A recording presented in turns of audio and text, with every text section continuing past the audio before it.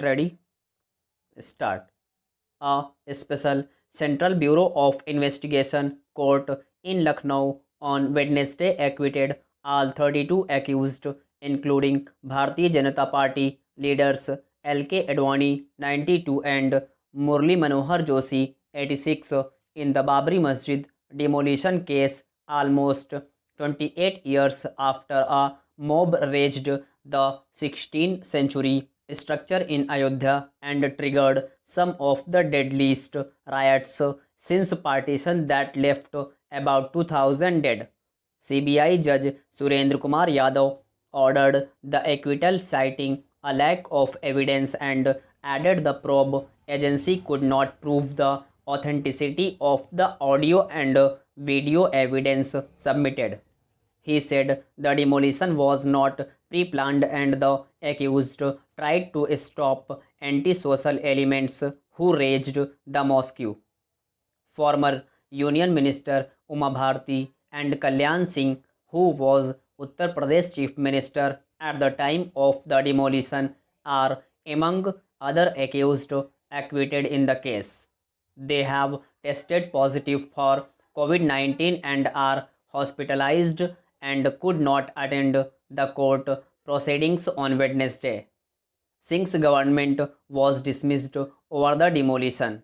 Sadhvi Ritambara, Lallu Singh, Pawan Pandey, Vinay Katiyar, and Champat Rai were the accused present in the CBI court. The verdict came months after the Supreme Court in November 2019 ruled in favor of building a temple at the 2.77-acre site in Ayodhya where the mosque once stood. Prime Minister Narendra Modi attended a ceremony to mark the beginning of the temple construction in August. Security was heightened on the court premises and no one except the defense, CBI lawyers, and the accused were allowed inside the courtroom. Entry was permitted through only one gate and barricades were put on nearby roads to restrict traffic. The movement of buses from the Kesar Bagh bus stand was diverted and vehicular traffic on the roads near the court building was minimized as part of multi-layered security arrangements. Supporters of the accused were stopped at the barricades as they started arriving at the court. Journalists were denied access to the court building and most of the shops in the vicinity remained closed. Lucknow's police commissioner Sujit Pandey took a stock of security arrangements and policemen used a public address system to urge journalists to stay behind the barricades.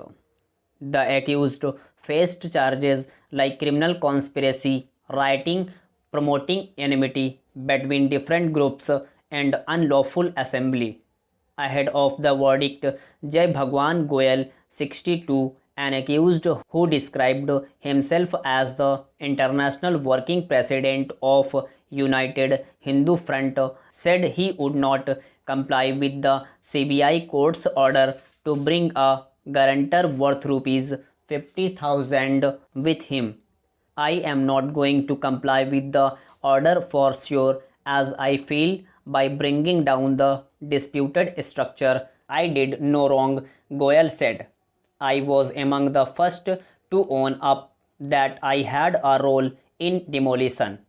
Kalyan Singh, who has also served as Rajasthan governor, has said he is proud of his decision denying permission to fire on car sevaks or Hindu religious volunteers who raised the mosque.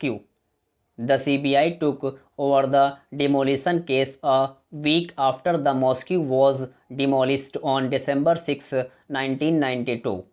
Two simultaneous criminal trials in Lucknow and Raebareli were conducted until the Supreme Court shifted all cases to Lucknow in 2017.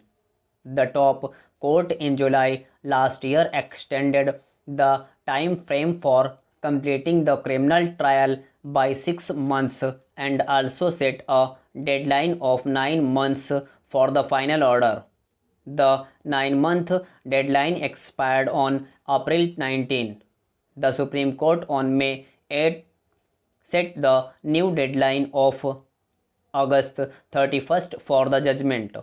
In August, it again extended the deadline till September 30th. CBI produced 351 witnesses and 600 documents as evidence during the course of the trial, and the special court framed charges against 49 accused. 17 of the accused died during the course of the trial. Stop.